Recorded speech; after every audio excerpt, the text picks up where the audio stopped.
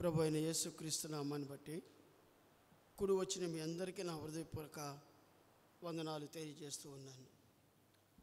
మన బైబిల్ గ్రంథంలో నుంచి కీర్తన గ్రంథం 13వ కీర్తన 13. బైబిల్స్ ఉన్న వారందరూ తీయండి.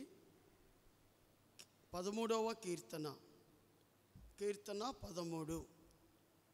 13వ కీర్తన 5వ వచనము.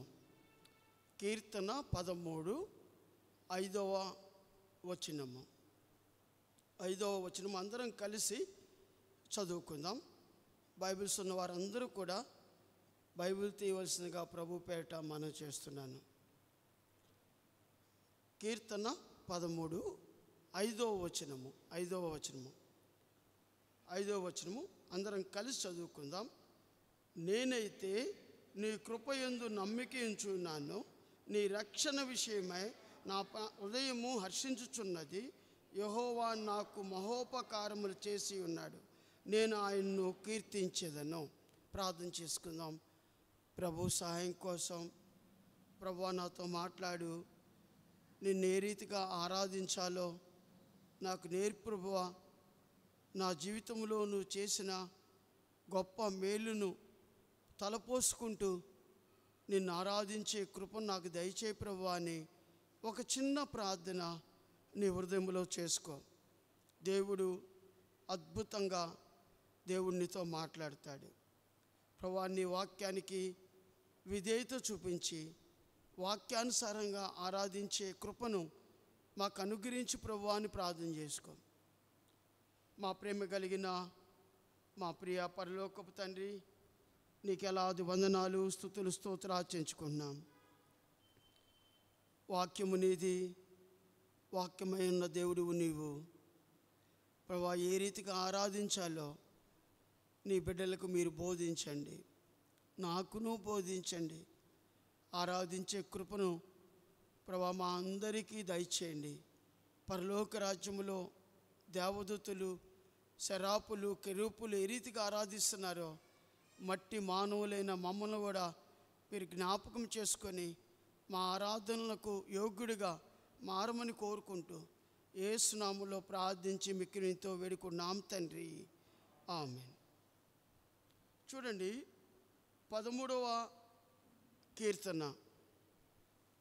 ఈ 13వ కీర్తనలో దావీదు తన జీవితంలో జరిగిన భయంకరమైన విషయాలు,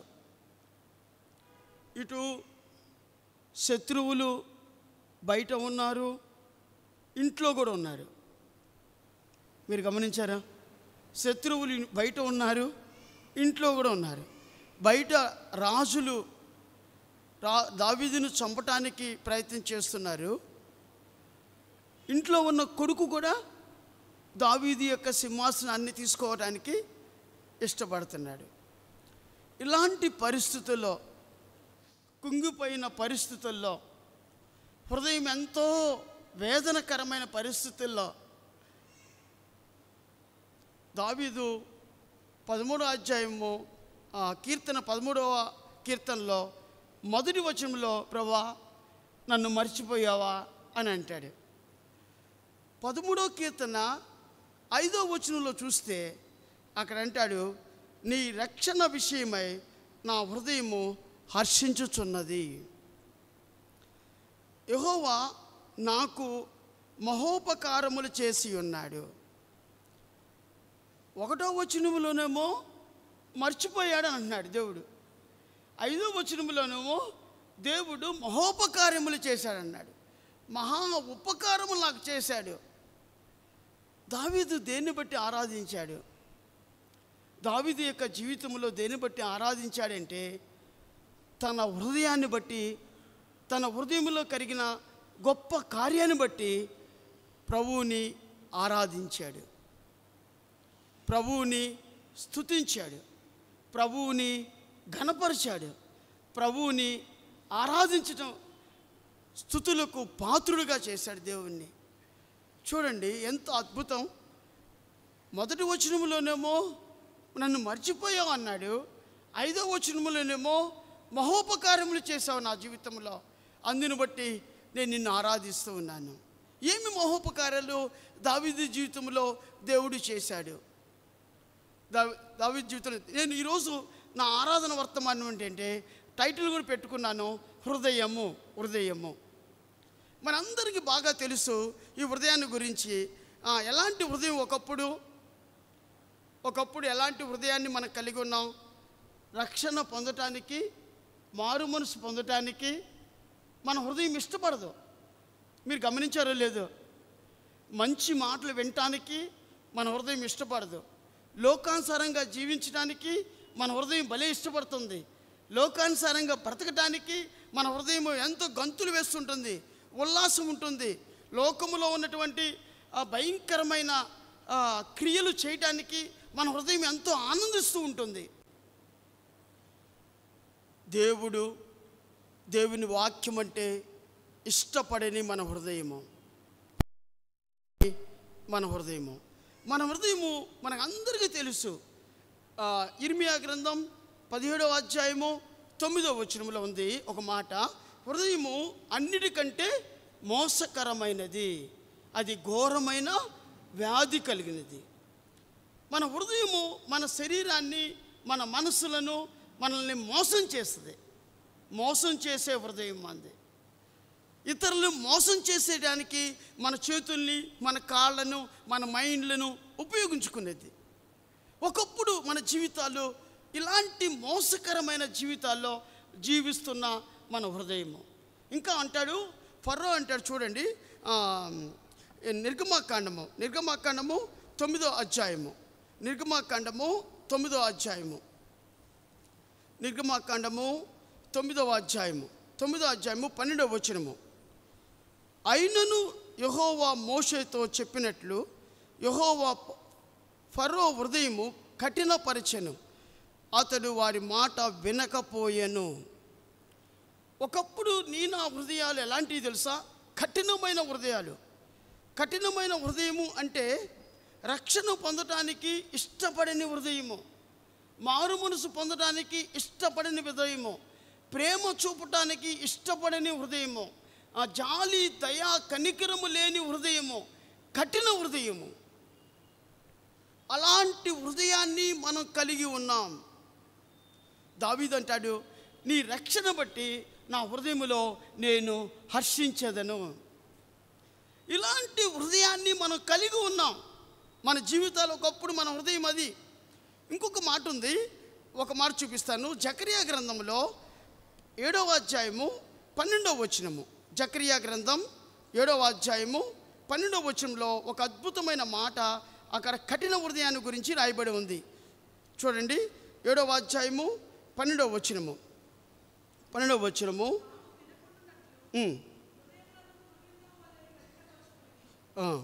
చాలమ్మా.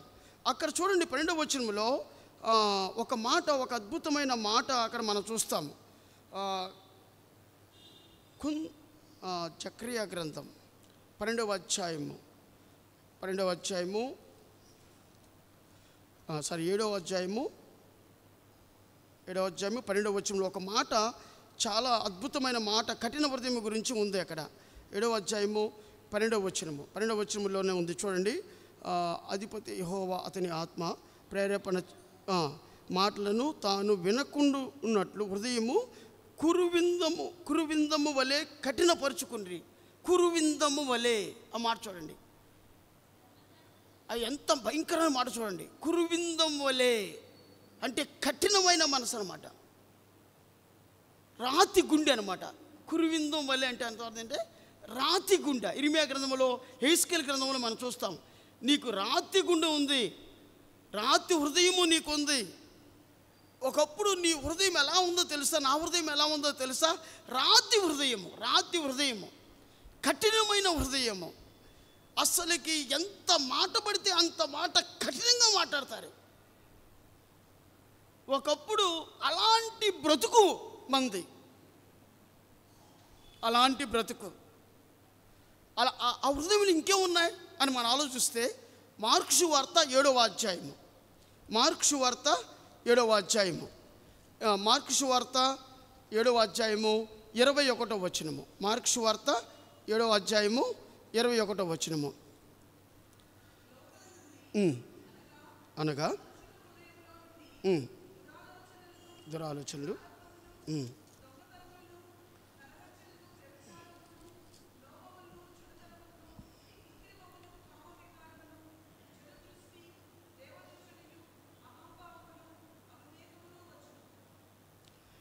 ఈ చెడ్డ, అది కూడా చదవమ్మా 23.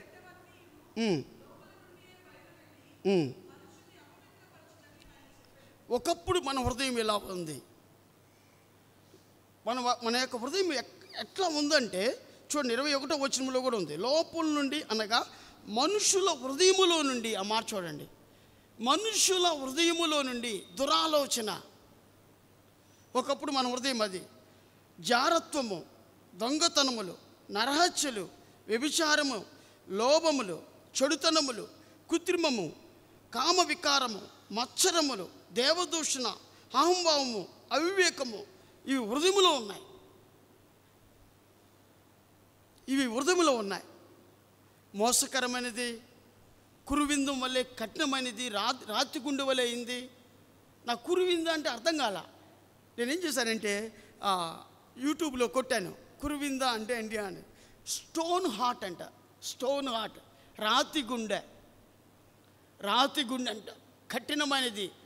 సుత్తో కూడా ఆ రోజుల్లో సుత్తుతో కొట్టే కూడా, లోకంలో ఉన్న రాతి సుత్తుతో కొడితే పగిలిపోయిద్ది, మన హృదయం అలా పగలదంట. అలాంటి కఠినమైన హృదయము. ఆ హృదయాన్ని దేవుడు ఏమన్నాడు తెలుసా? నీ హృదయము నాక్యము. What a wonderful God. ఇలాంటి భయంకరమైన హృదయాన్ని దేవా అని అన్నప్పుడు హృదయాన్ని దేవుడు స్వీకరించాడు. ప్రభా, అందుని బట్టి నేను నిన్ను ఆరాధిస్తాను. అంత మాత్రమే కాదు, ఈ హృదయాన్ని ఆయన రక్తముతో ఆ కఠిన హృదయాన్ని కడిగివేశాడు. ఈ భయంకరమైన దురాలోచనను, కృత్రిమములు, హావభావమును, అదేవిధంగా వ్యభిచారములు, వీటన్నిటిని ఆయన రక్తంతో కడిగి పవిత్రపరిచి నీ హృదయాన్ని ఆయన ఆలయముగా చేసుకున్నాడు. ఆలయముగా చేసుకున్నాడు. అందుకనే సువార్తల్లో మనం ఎక్కువగా ఈ మాట చెబుతాం. ప్రకటన గ్రంథం 3వ అధ్యాయం 16వ వచనం, ఇదిగో నీ హృదయం అనే తలుపు బయట ఉండి తట్టుచున్నాను, ఎవడైనా నా స్వరం విని ఎళ్ళా నేను అతను లోపలికి వస్తానని చెప్తున్నాడు. ఇలాంటి హృదయాన్ని దేవుడు ప్రేమించాడు.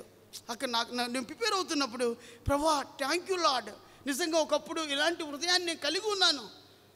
ఇలాంటి హృదయాన్ని నువ్వు ప్రేమించావు, ఇలాంటి హృదయాన్ని చెదిరించుకోలేదు, ఇలాంటి హృదయాన్ని అలా జాలిపడ్డావు, ఇలాంటి హృదయాన్ని బాగు చేయడానికి నువ్వు ఇష్టపడ్డావు. I thank you Lord, I worship you Lord, I adore you Lord అని చెప్పాను నేను. సహోదరా, సహోదరి, ఒకప్పుడు నా హృదయము అంత కఠినమైంది, కురువిందం వల్లే కఠినమైన మనసు కలిగిన వారము. అలాంటి హృదయాన్ని మనం కలిగి ఉన్నాం. ప్రభువైన యేసుక్రీస్తుని ఎప్పుడైతే ప్రభువా అని కేక వేశావో, ఆయన మన హృదయంలోనికి రావటానికి ఇష్టపడ్డాడు.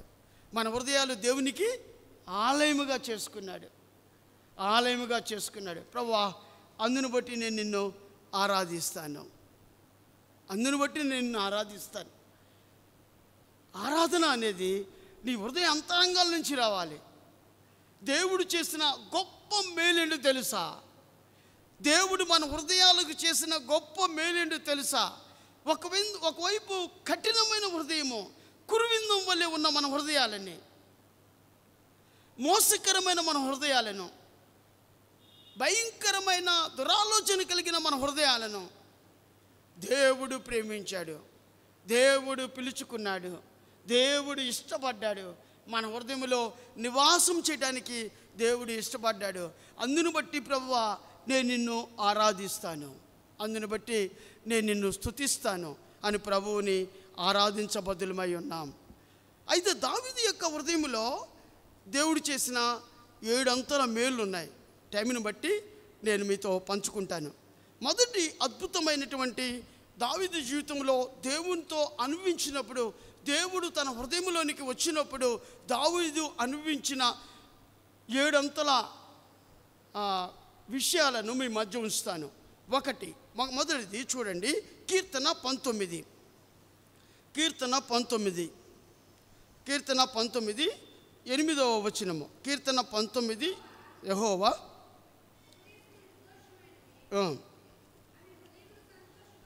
హృదయమును సంతోషపరచును. దేవుడు మన హృదయాలకు వచ్చినప్పుడు దావీదు అనుభవించిన మొదటి విషయము, రిఫరెన్స్ గుర్తుపెట్టుకున్నారా? కీర్తన 19:8, కీర్తన 19:8. దేవుడు దావీదు జీవితంలోనికి వచ్చినప్పుడు, హృదయంలోకి వచ్చినప్పుడు దావీదు అనుభవించిన మొట్టమొదటి విషయం ఏంటి చెప్పన? సంతోషము. చెప్పసఖ్యము కాని సంతోషాన్ని దావీదు అనుభవించాడు.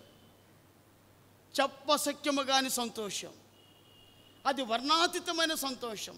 దేవుడు తన హృదయంలోనికి వచ్చినప్పుడు దావీదు అనుభవించిన సంతోషము అద్భుతం. ప్రభువా, ఆ సంతోషము అనుభవించిన వాళ్ళు దేవుణ్ణి ఆరాధిస్తారు. నీ హృదయంలో కలగలేదా? దేవుడు నీ హృదయంలోకి వచ్చినప్పుడు నువ్వు సంతోషపడలేదా? ఆయన పుట్టినప్పుడే దేవదూతలు చెప్పారు, ఏమని చెప్పారు? మహా సంతోషకరమైన సువర్తమానం. దేవునిలో ఉన్న సంతోషాన్ని మన హృదయంలో పెట్టాడు దేవుడు. మనకి సంతోషం అంటే తెలియదు.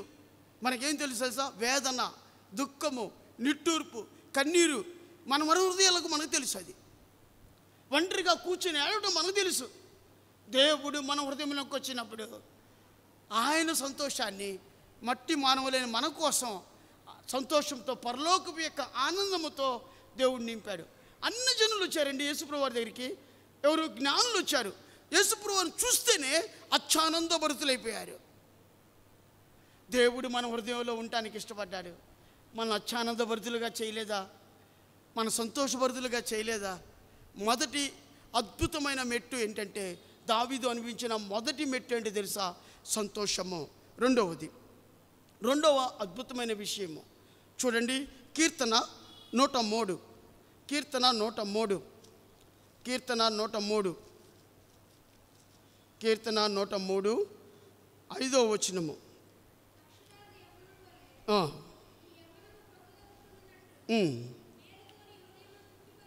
మేలుతో నీ హృదయమును తృప్తిపరచుచున్నాడు.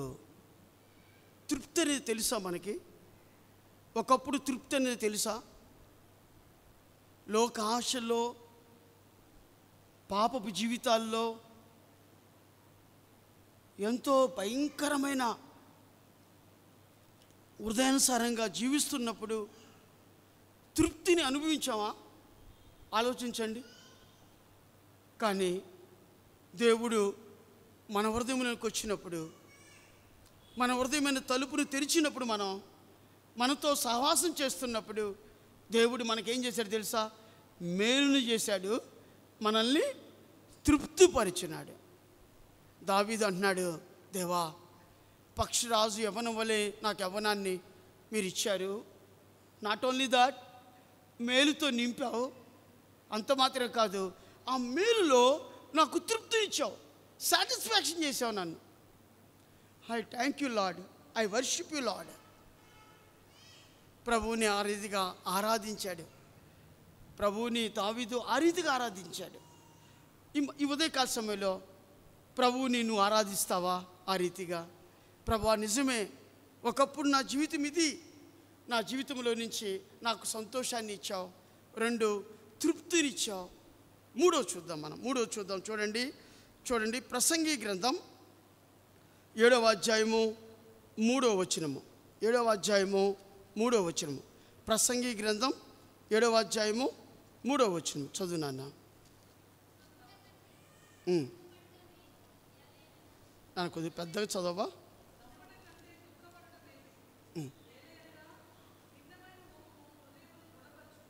హృదయమును గుణపరచును అంటే అర్థం ఏంటి? గుణపరచటం అంటే దాన్ని ఇంగ్లీష్లో అంటారు రిపేర్ చేశాడంట. మన హృదయాన్ని దేవుడు గుణపరిచాడంట. నానా, ఇలా జీవించు, ఇలా బ్రతుకు, ఇలా ఉండు, ఇలా హృదయ ఆలోచనలు, పరలోకపు యొక్క ఆలోచనలతో నింపాడంట, గుణపరిచాడంట. మన హృదయాన్ని గుణపరిచాడంట.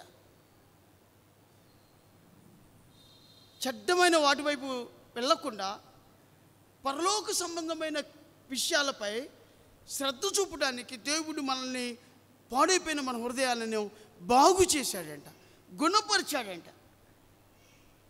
గుణపరిచాడంట. ఎవరన్నా ఇలాంటి చెడ్డ క్రియలు కలిగిన మనల్ని, ఒక వ్యాధి వస్తే బాగు చేసే డాక్టర్ ఉంటాడు కదా, కానీ హృదయంలో ఇలాంటి చెడ్డమైన విషయాలు కలిగి ఉన్న మనల్ని దేవుడు మన హృదయంలోకి వచ్చి ఏం చేశాడు తెలుసా? మనల్ని గుణపరిచాడు, బాగు చేశాడు, రిపేర్ చేశాడు. ఐ థ్యాంక్ యూ లార్డ్ అని చెప్తావా? ఉదయకాల సమయంలో ప్రభువుని ఆరాధించడానికి మొదటిది సంతోషాన్ని ఇచ్చాడు, 2 తృప్తిపరిచాడు, 3 గుణపరిచాడు. 4 చూద్దాం. 4 చూడండి. కీర్తన 104. కీర్తన 104. 104వ కీర్తన 15వ వచనము.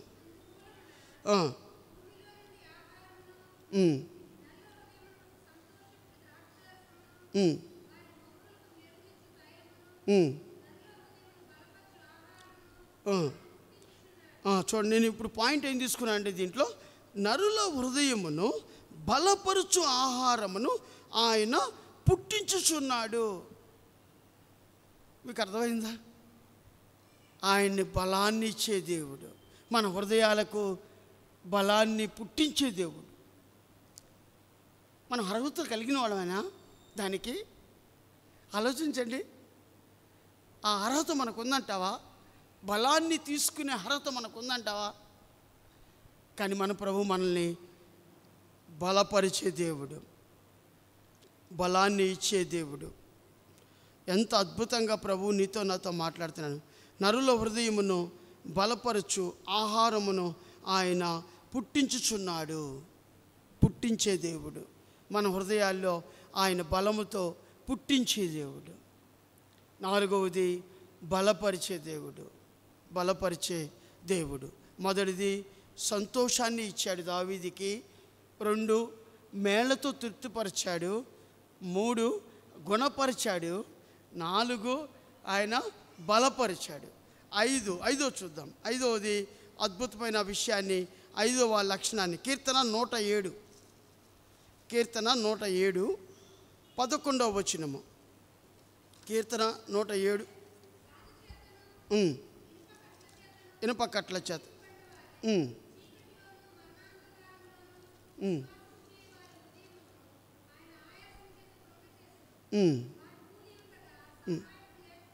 చూసారా? బాధ చేతను, కట్ల చేతను ఒకప్పుడు మనం ఉన్నాం.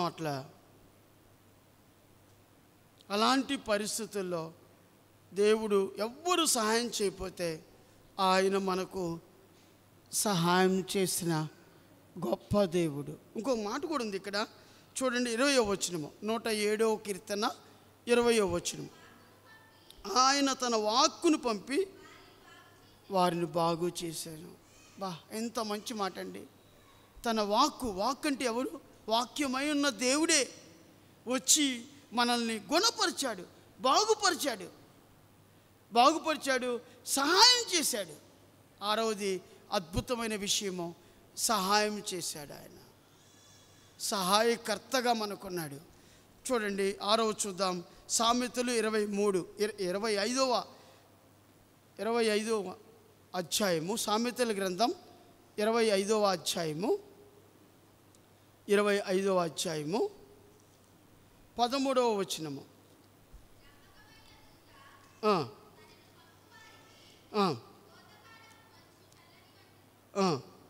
20 తెప్పరిల్ల చేసే దేవుడు మన హృదయాలను ఏం చేశాడు? తెప్పరిల్ల చేశాడు. నేను మాట చెప్పనా? ఏ కష్టంలో ఉన్నావు, ఏ బాధలో ఉన్నావు, ఏ ఇబ్బందుల్లో ఉన్నావు, ఇది నా వల్ల కాదు, ఇది నా చేత కాదు ప్రభువా అని వదిలేసినప్పుడు దేవుడు ఆ పనిని చేయటానికి ఇష్టపడినప్పుడు నీ హృదయము అబ్బా థ్యాంక్ యూ లార్డ్ అని చెప్పలేదా? నాకు చేసిన సహాయం తెప్పరిల్ల చేశాడు. ఇది ఇంపాసిబుల్ అనుకున్నది దేవుడు ఏం చేశాడు? సాధ్యపరిచాడు. ఇది ఇంపాసిబుల్, నా వల్ల కాదు. ఒక్కోసారి అపనమ్మకాన్ని కూడా కలిగి ఉన్నాం. ఒక్కోసారి అపనమ్మకాన్ని, అబ్బా నా దేవుడు కూడా సహాయం చేయలేలే అని అసలు అందరి ఆశ పెట్టుకున్న ప్రతి ఒక్కరి మీద కూడా విసిగిపోయి వదిలేసావు. ఆ సమయంలో దేవుడు నీ హృదయాన్ని తెప్పరిల్ల చేయలేదా? బయటకు వచ్చి ఎన్నిసార్లు ఏడ్చుంటావు థ్యాంక్ యూ లార్డ్ అని ఆలోచించు. తెప్పరిల్ల చేసే దేవుడు ఆయన. దావీదు జీవితంలో ఎన్నో కష్టాలు, ఎన్నో వేదనలు. నన్ను మర్చిపోయావు దేవా అన్నాడు. నేను మర్చిపోయావు ప్రభువా. ఇంట్లో చూస్తేనేమో నా కొడుకు అబ్షాలోము భయంకరమైన బాధ పెడుతున్నాడు, బయట చూస్తేనేమో శత్రువులు. ఒంటరిగా నిలబడ్డాను ప్రభువా నీ పక్షాన. ఇలాంటి టైంలో నాకు సహాయం చేయి ప్రభువా అన్నాడు. కొన్ని టైంలో అలసిపోయాడు. ఆ అలసిపోయిన దినాన్ని కూడా దేవుడు ఏం చేశాడు తెలుసా? తెప్పరిల్ల చేశాడు. దావీదు అందుకున్నాడు, నీ రక్షణ బట్టి నేను, నీ మహోపకారాలను బట్టి నేను హర్షిస్తున్నాను, నా హృదయంలో హర్షిస్తున్నాను, ఆరాధిస్తున్నాను, స్తుతిస్తున్నాను అని దేవుడు చెబుతున్నాడు. దేవుని బిడ్డలారా, మన జీవితంలో దేవుడు మనకి ఇలాంటి కార్యం చేయలేదా? సంతోషపరచలేదా? మన జీవితంలో ఆయన ఆ సంతోషాన్ని తీసుకురాలేదా? ఆయన హృదయంలో మేలుతో తృప్తిపరచలేదా? 3 మనల్ని గుణపరచలేదా? 4 మనల్ని బలపరచలేదా? 5 మనల్ని సహాయం చేయలేదా? 6 తెప్పరిల్ల చేయలేదా? ఒంటరిగా ఐసీలో ఉంటే ఇది ఇంపాసిబుల్ చెప్పలేమండి అన్న టైంలో బ్రతికి బయటకు వస్తే ఆలోచించు. తెప్పరిల్లలేదా? నేను నిజంగా బతికానా అనిపించలేదా? తెప్పరిల్ల చేసిన దేవుడు మన జీవితాల్లో. లార్డ్, అందుని బట్టి నేను ఆరాధిస్తాను. దేవుడు మన హృదయంలోకి వచ్చి చేసిన గొప్ప కార్యాలు ఎంత అద్భుతంగా ఉన్నాయో చూడండి. చివరిగా ఒక్కరు చెప్పి నా ప్రసంగాన్ని ముగిస్తాను. చూడండి, కీర్తన మళ్ళీ 13వ కీర్తనలోకి వెళ్దాం. 5వ వచనము, 13వ కీర్తన 5వ వచనము. నేనైతే నీ కృపయందు నమ్మిక ఉంచున్నాను, నీ రక్షణ విషయమై. ఆ మాట చూడండి, నీ రక్షణ విషయమే. వీటన్నిటికంటే అద్భుతమైన 7వ అద్భుతమైన లక్ష్యం ఏంటో తెలుసా? నన్ను రక్షించుకున్నా. నీ కృప ద్వారానే నన్ను రక్షించావు ప్రభువా. 7వది అద్భుతమైనది, రక్షణకర్త అయిన దేవుడు, మనల్ని రక్షించిన దేవుడు. ఆ రక్షణ బట్టి ఏం చేస్తాడంట? నీ రక్షణ విషయమై నా హృదయంలో హర్షించుచున్నది, నా హృదయము హర్షించుచున్నది. మాట కింద వచ్చిన చూడండి, యెహోవా నాకు మహోపకార్యములు చేసి ఉన్నాడు, నేను ఆయన్ను కీర్తించదను. దావీదు యొక్క జీవితంలో మహోపకార్యములు దేవుడు చేశాడంట. 7 రకాలైన మహోపకార్యాలు. 1 సంతోషపరిచినాడు, 2 తృప్తిపరిచినాడు, 3 గుణపరిచినాడు, 4 బలపరిచినాడు, 5 ఆయన సహాయం చేసినాడు, 6 తప్పరల్ల చేసినాడు, 7వది రక్షణ ఇచ్చినాడు. ఈ మహోపకారాలను బట్టి దేవుడు, ఆ దావీదు నా హృదయం ఏం చేస్తుంది? హర్షిస్తుంది, ఆరాధిస్తుంది. నీకు చేయలేదా? నాకు చేయలేదా? మన హృదయము దేవుని ఎదుటికి వచ్చినప్పుడు హృదయపూర్వకంగా ప్రభువుని ఆత్మతో సత్యముతో ఆరాధింతుముగాక. దేవుడి వాక్యము దీవించునుగాక. మోకరించండి, ఆరాధిద్దాం. అందరూ మోకరించండి. ఒక పురుషుడు ఒక సహోదరి, ఒక సహోదరుడు ఆల్టర్నేట్గా ప్రభువుని ఆత్మతో సత్యముతో ఆరాధిద్దాం.